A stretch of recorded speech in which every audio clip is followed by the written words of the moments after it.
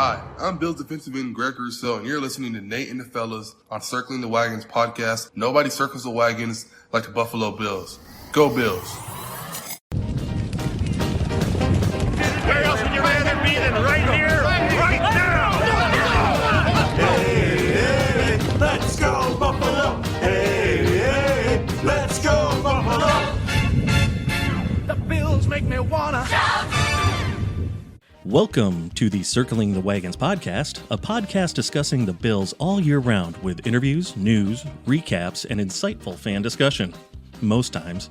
Here's your host and lifelong Bills fan, Nate.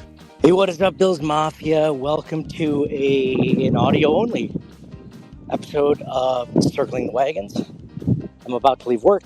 Just wanted to give a chance to talk to you guys about the Bills Patriots game, the normal spiel, stats of the game, Wall of Fame, Wall of Shame, Sweet Sassy Molassie plays of the game, and obviously anything that you want to add to it in this first disappointing loss for the Buffalo Bills in the 2025 season.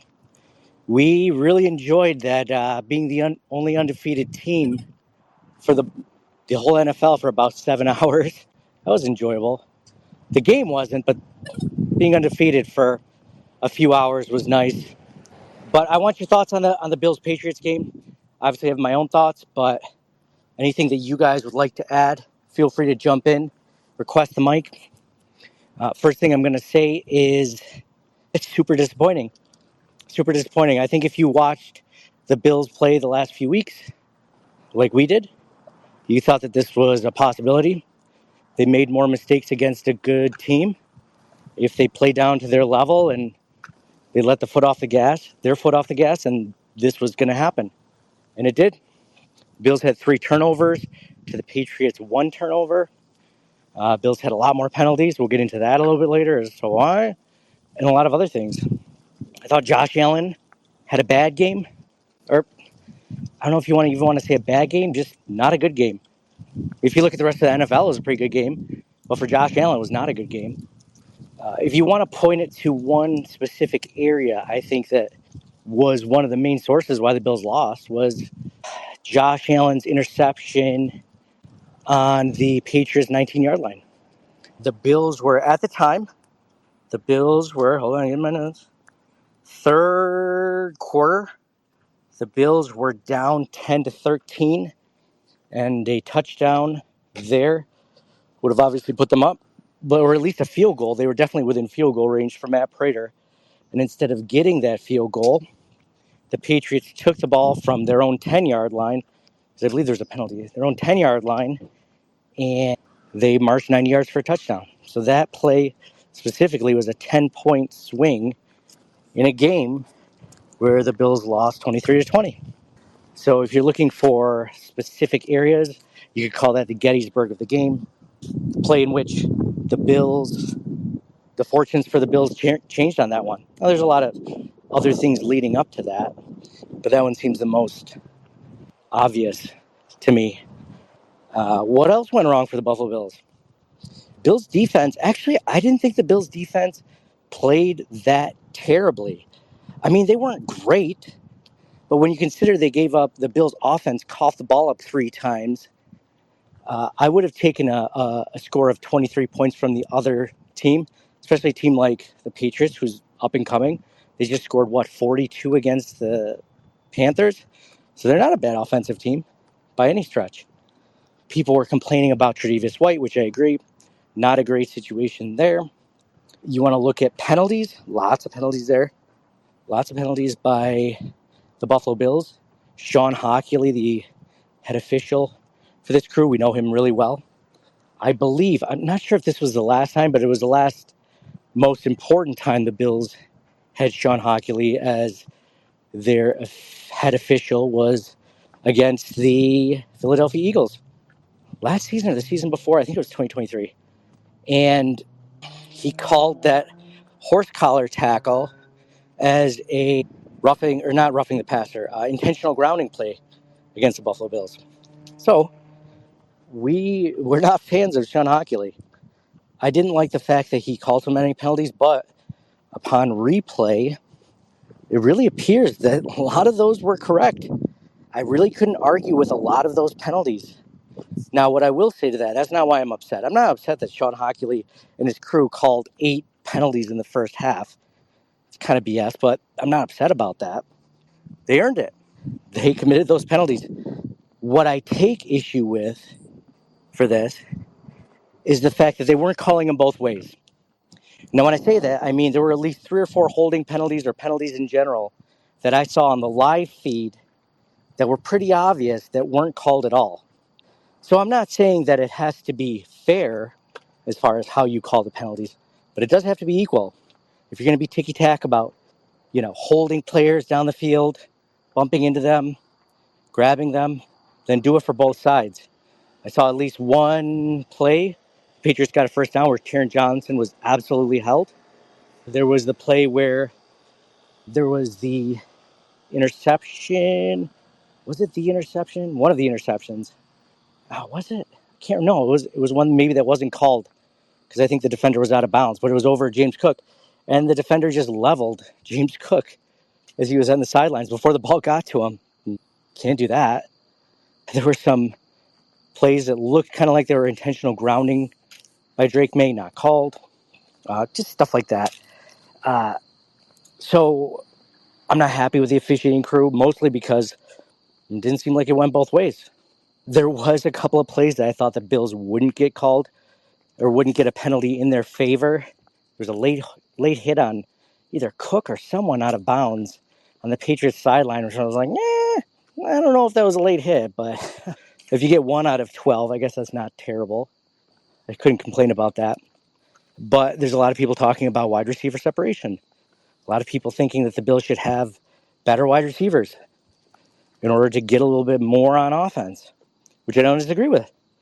In fact, I posted on Instagram, Twitter, all the social media accounts, but I got the most comments over Facebook and Instagram about, that scene from, Avengers Endgame, when Captain America's picking up his shield and he's bloody, he's beaten, he's fighting Thanos, and all of a sudden he says, I could do this all day, right? And he's almost dead at that point. And I used the caption was Josh Allen picking up getting ready for another 2025 season with the same team, the same roster. And what I meant was mostly the offensive roster. But, I mean, you should have seen the comments.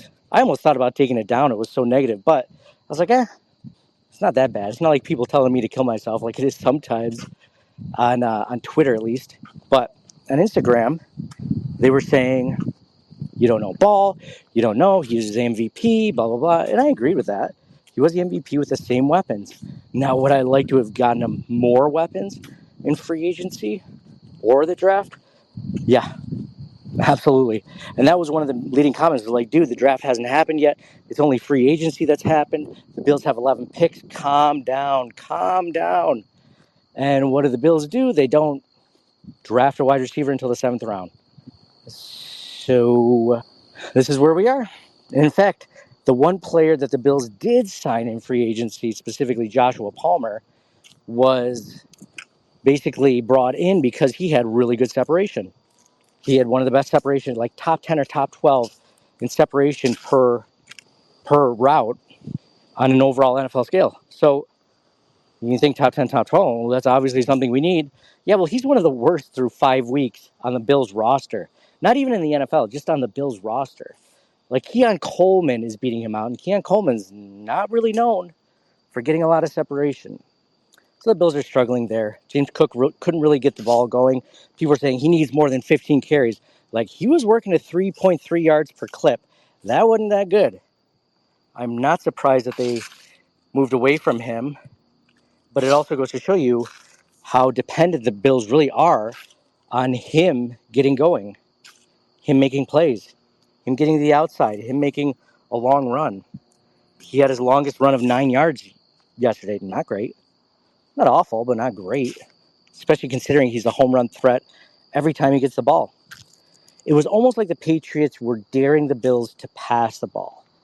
Speaking of that, there were lots of clips of people showing Josh Allen. Warren Sharp had a good one. Josh Allen just sticking in the pocket and then getting happy feet and moving out of a very clean pocket, at which point he would have seen one of the Bills wide receivers, I didn't see who it was, completely wide open in the end zone. If he had just stayed in there for one more second, he had so much time to throw.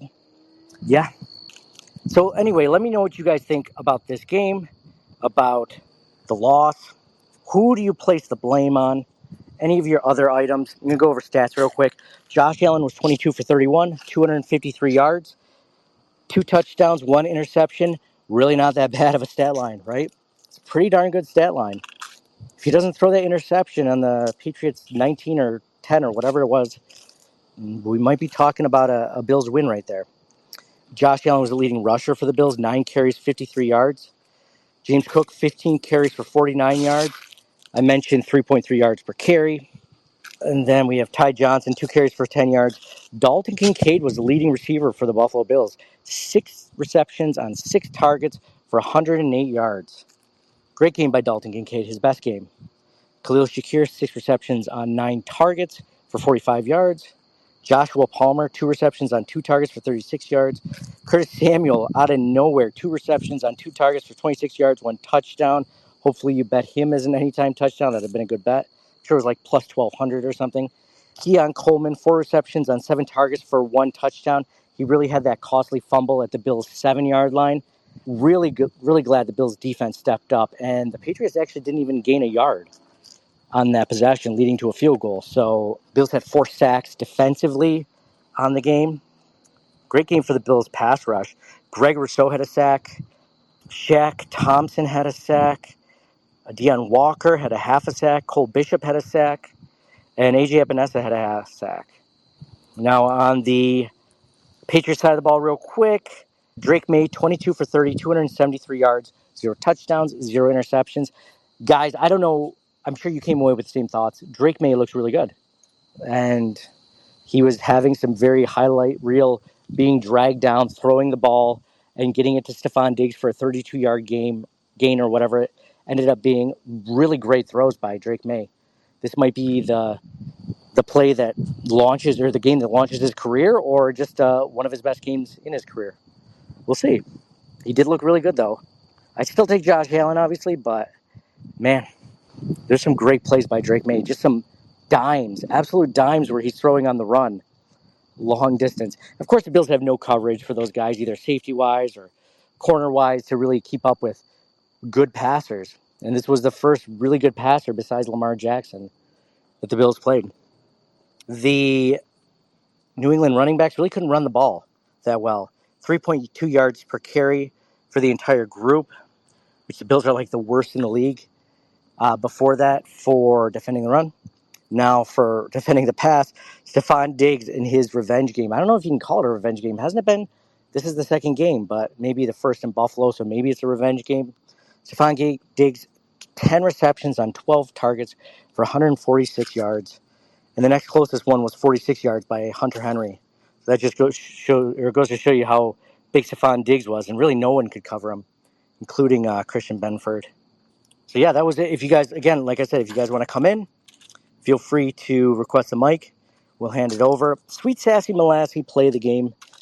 Looking through my notes, it didn't end up mattering at all. But man, what a great play in the first quarter when Knox and Allen had that fumbled handoff, which I still don't know what it was. Was it supposed to be a fake handoff that Josh didn't pull back in quick enough? Maybe Knox was too early on the end around. He didn't know. Was Knox supposed to actually take the handoff and he just botched it? Because we know exactly how Dawson Knox is when it comes to handling the football. Possibly, very possible. But either way, it gave the Patriots the ball on the Bills' 47-yard line. And the play immediately after that, Shaq Thompson forces the fumble. Bernard recovers it. What a great play. Probably my favorite play of the game. And Bills defense answered. So people asking for Bobby Babbich's head, I'm not willing to do that. Mind you, people are looking at, why are the Bills starting Tre'Davious White? Why are they starting Tre'Davious White? I don't necessarily think they want to. I know he has coverage issues. He's older. That's just the way it is. His age at 30 is older than Stephon Diggs' 31 or whatever it is when he just came off a major ACL surgery. So it's the way it is. That wasn't the intent, though. The whole point behind drafting a first-round corner was that he was going to start over Trey White. And people did mention that Trey White was leading in the beginning of training camp. Well, Max Harrison never really got a fair shake because after the first week and a half, he went down with the was it LCL sprain? So, I mean, you can't tell anything after a week and a half. But still, I'm sure they'd rather take Maxwell Hairston in any of these situations. I mean, veteran depth can only get you so far. Veteran presence can only get you so far. And then after that, you got to look at where speed gets you. And Trey White's never been a fast guy. He was not ready for this. He just didn't have the ability to keep up. So it wasn't supposed to be Tre'Davious White. It's supposed to be Maxwell Hairston, who's on IR still. His 21-day practice window has still not opened. And then Dorian Strong, Bill's 6th-round pick. Dorian Strong went down with an injury. And now he's on IR too. So the plan was never to have Trey White as the starter. He was always supposed to be a third string. Oh, what if Benford goes down? What if Maxwell Hairston goes down? Then we can put in Trey White. Or maybe, worst case scenario, maybe we put in Dorian Strong, which Dorian Strong looked good. Maybe that happens. But it was never supposed to be Tre'Davious White, I don't think. It's just supposed to be, hey, this is our insurance, just in case. Well, insurance came real quick. So, not ideal. But it is where we're at. People want to blame Brandon Beane for that. I'm not ready to do that. You can absolutely blame Brandon Beane for the defensive line. The ineptitude of the defensive line, the safety play, you can absolutely blame him for that. Again, he can't account for injuries. He's not the one causing the injury. So Cole Bishop missing almost all the preseason and training camp. Not really Brandon Beane's fault. But here we are. So then we're also looking at Wall of Shame. So let's go into Wall of Fame, Wall of Shame. Let's start off with Wall of Shame because it's a loss. I got to give it, my first selection has to go to Sean Hockley. I mentioned ton of penalties. I get it. The Bills didn't play good ball. Are you telling me, so we have one of two things. This is the worst game the Buffalo Bills have played penalty-wise, or not every penalty would have been called like that in another game by another crew. It could be one of those two things. The Bills committed was the worst game that they played, which I would believe both at this point, to be honest. I'm not sure which one it is. But again, it wasn't the fair treatment I care about. It was the unequal treatment I cared about. Josh Allen, I'm actually going to put as an honorable mention on the Wall of Shame. Again, that penalty, the interception is more frustrating because if you watch in replay, I honestly can't remember who he was passing to. It might have been Palmer, it might have been Shakir. But he was very covered. There were two guys on him. And Josh Allen had time. He wasn't even being flushed from the pocket in that throw. He had time. It was a terrible, rare Josh Allen on the Wall of Shame. It wasn't his best game. He needed the defense to pick him up, and they couldn't do it this game. They did a good job lifting, but they couldn't completely pick the entire team up and put them on their shoulders. All they could do was bring them like knee height, maybe waist height. Definitely not on their shoulders, though. Now let's go into the Wall of Fame. Wall of Fame. We just did Wall of Shame. Wall of Fame. There's not a lot to go around on this. I thought A.J. Epinesa had another pretty good game. I thought Greg Rousseau had a good first drive. Didn't really notice him throughout after that first drive. Came out with his hair on fire, though, for that one. Deion Walker, I thought, had a pretty decent game. Dalton Kincaid. Dalton Kincaid gets the Wall of Fame in today's game. Or last night's game. I mentioned he was 6 for 6, 108 yards. Great game by Dalton Kincaid. Hopefully it's the breakout game that we need, and he becomes a bigger part of this Bills offense because they need more weapons. So we'll see what happens there. At least with the defense, you could see, pass rush wasn't great. It was there at times, but it was definitely not there at all at times. And you got to hope maybe with the return of T.J. Sanders, Michael Hoyt, Larry Ogunjobi, that they come after week 6. So after the bye, they'll be ready. So, yeah, got to hope for stuff like that. That is about it for what I want to add to this podcast. My thoughts on it. I don't know, look at a few of my tweets. Anyways, see if there's just some point I'm completely bailing on. Stephon Diggs, I already talked about that. Brandon Codrington is a better kick returner and punt returner than what they currently have. He's been inactive for the last 2 games. I'm sure they're trying to see what they can do without him. Maybe he's the guy that ends up getting cut when the Bills bring back the 2 players from suspension, or Max Hairston or Tylen Grable or whoever comes back from the 21-day practice window from IR. I don't know, but I feel like they're kind of missing him. Their special teams it's okay. It's not bad. Let's see. The late hit on Drake Maye'd, which they called on Terrell Bernard, I thought that was kind of bad. I think he was going for him before May started to slide, but again, I feel like they always call that towards the quarterback. Sometimes they won't against Josh Allen. Sometimes they like to not call that at all. But yeah, I think that's about it. Honestly, there's a lot to go on this one, but maybe this is what they needed. Maybe this is what the Buffalo Bills needed. 4-1, still in the head of the division. They don't have the tiebreaker with New England, who's second in the division, of course, right now.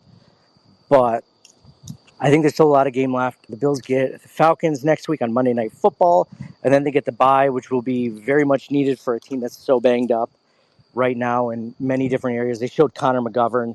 I know it either looked like a broken finger or just like a really huge gash in his hand on the sidelines. So hopefully that's okay.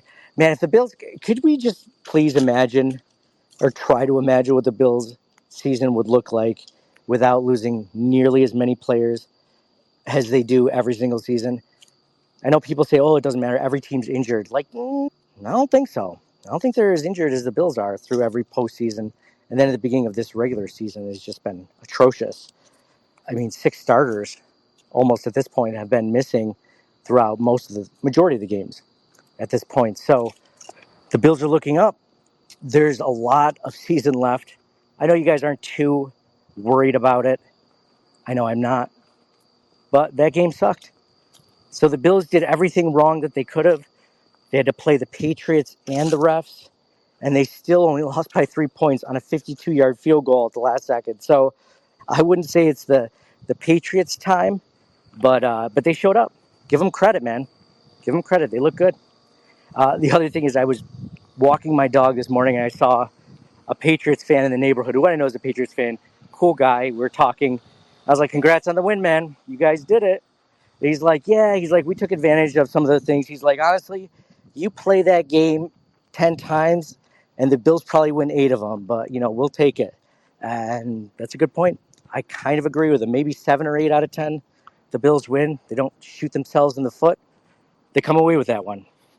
So thank you guys all for listening on the way back from my walk. I'm about to go home for the day. Hopefully you guys are too. And thank you guys all for listening. So for me, Nate, go Bills. And we will talk to you guys again soon.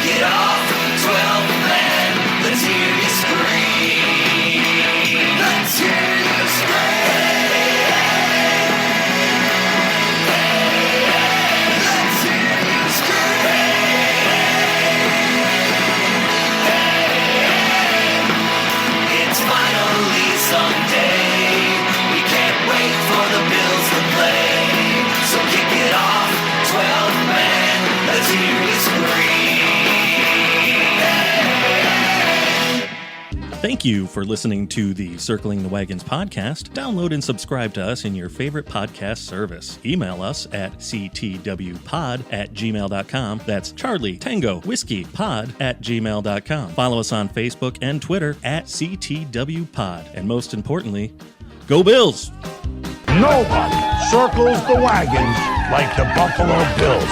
Nobody circles the wagons like the Buffalo Bills, Nate. Well, listen, the whole show is called Circling the Wagons. Say no more. I love it.